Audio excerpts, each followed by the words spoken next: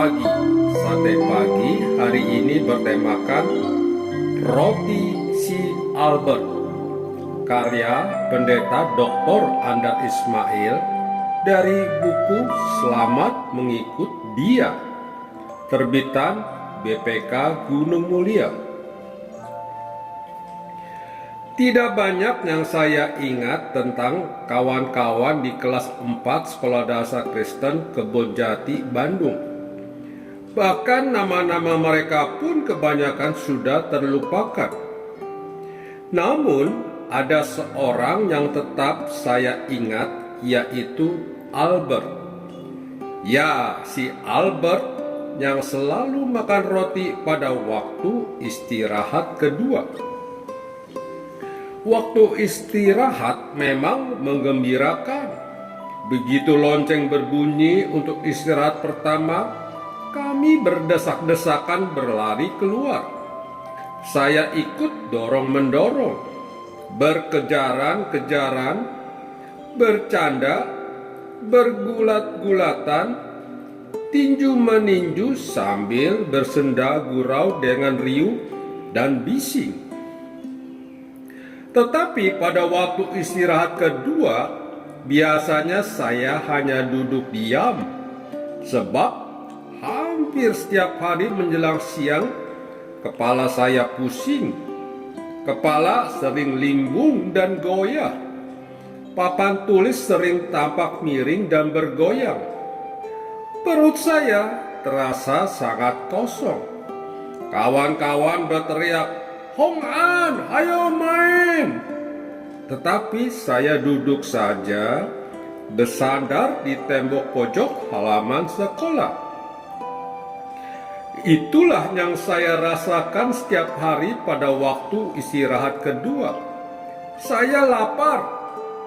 Sudah beberapa bulan ibu saya berdagang di pasar dengan modal pinjaman dari diakoni gereja. Tiap pagi pukul 4, kakak-kakak saya dan saya berjalan ke pasar mengangkut barang dagangan ibu, yaitu sekalian minyak kelapa, beberapa briket garam, beberapa kantung gula, beberapa kantung ikan asin, beberapa botol kecap, dan lain-lain. Lalu cepat-cepat kami pulang lagi supaya tidak terlambat pergi ke sekolah. Sarapan pagi disiapkan oleh kakak saya.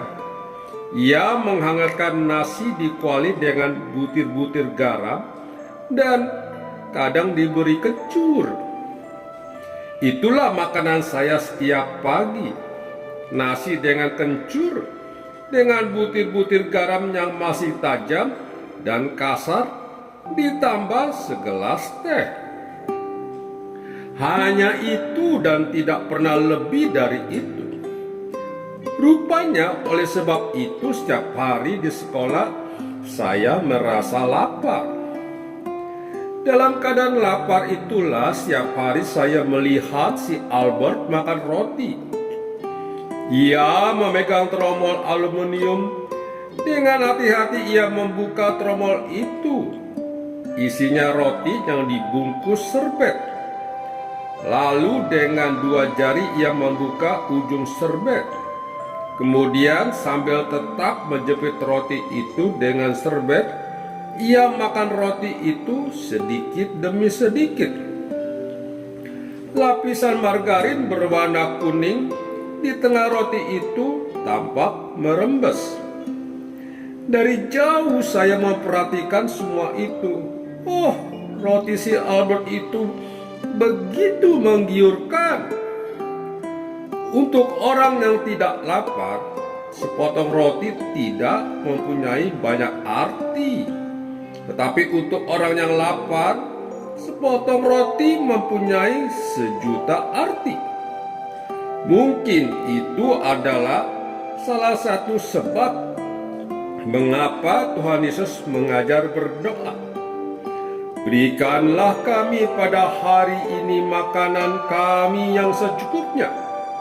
Di Matius pasal 6 ayat 11. Bukan mustahil di antara ratusan pendengar Yesus itu ada orang-orang yang lapar.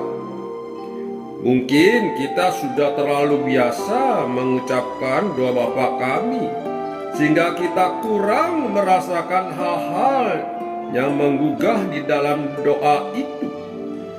Tetapi sebenarnya doa yang diajarkan Yesus itu mengandung banyak gugahan.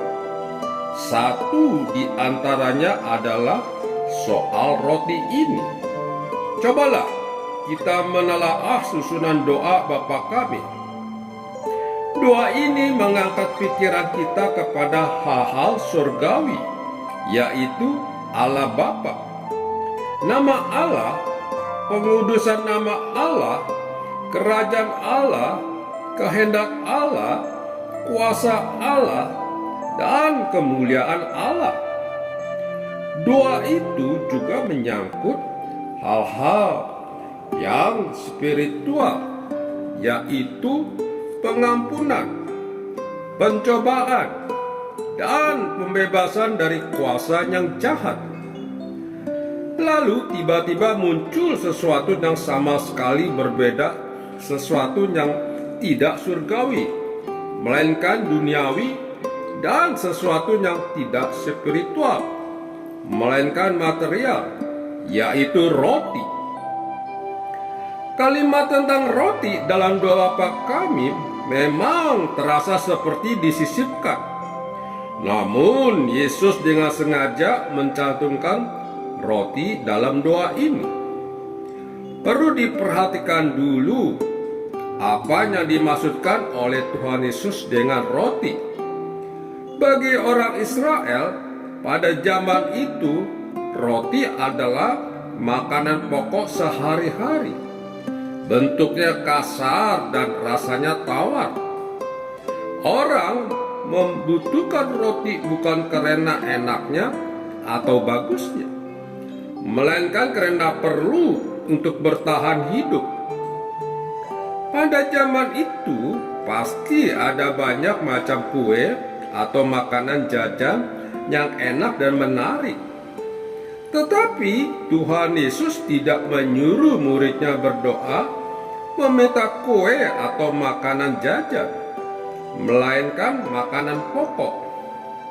Roti yang dimaksud Yesus bukanlah jenis-jenis roti yang dipajang di bakery seperti roti sosis atau roti keju sebagian kudapan, melainkan roti sebagai makanan pokok. Tuhan Yesus menyuruh kita berdoa meminta kebutuhan primer untuk menangsel atau mengganjal perut yang kosong. Sebenarnya ketika Tuhan Yesus mengajarkan doa ini, arah pikirannya bukanlah tentang makanan itu sendiri, melainkan tentang perut yang sudah tidak tahan lagi menunggu makanan. Lapar bisa menjadi kenyataan kejam yang membuat perut perih seperti kemasukan beling dan membuat kepala terpusing-pusing. Oleh sebab itu Yesus mengajar muridnya bahwa Allah mau didatangi dan dimintai roti yang diperlukan untuk mengganjal perut yang kosong itu. Yesus menggambarkan Allah sebagai Allah yang prihatin tentang rasa lapar, seolah-olah Allah sendiri juga punya perut dan bisa merasakan perihnya perut yang lapar. Dalam sajak doa orang lapar, penyair Rendra menulis, "Oh Allah, kami berlutut, mata kami adalah matamu, ini juga mulutmu, dan ini juga perutmu. Perutmu lapar ya Allah, betapa indahnya sepiring nasi panas." Keprihatinan Yesus terhadap orang lapar disebabkan karena seringkali ia menghadapi orang banyak yang lapar. ia berkata kepada para muridnya, "Hatiku tergerak oleh belas kasihan kepada banyak orang ini. Sudah 3 hari mereka mengikuti aku dan mereka tidak mempunyai makanan. Aku tidak mau menyuruh mereka pulang dengan lapar. Nanti mereka pingsan di jalan." Matius pasal 15 ayat 32 dan 33. Bahkan di Matius pasal 21 ayat 18 dan Markus pasal 11 ayat 12 diceritakan bahwa Yesus sendiri lapar. Lalu dalam sebuah cerita, ia menyamakan dirinya dengan orang-orang yang lapar. "Ketika aku lapar, kamu memberi aku makan." Oleh sebab itu, tidak mengherankan bahwa roti mendapat tempat yang sentral dalam doa yang diajarkan Tuhan Yesus. Memang roti adalah salah satu kata yang sentral dalam Alkitab. Kata Ibrani untuk roti yaitu lechem, muncul 298 kali di Perjanjian Lama, dan kata Yunani yaitu artos muncul 98 kali di Perjanjian Baru. Theological Workbook suntingan Alan Richardson mengomentari the false spirituality that tries to ignore bread as mundane meets no encouragement in the Bible. Tuhan Yesus menghargai roti karena ia tahu apa artinya lapar, dan ia solider dengan orang yang lapar. Mungkin di sini letak persoalannya bagi kita. Roti menjadi perkara sepele karena kita tidak lapar atau belum pernah merasakan artinya lapar. Yang mendapatkan sepotong roti.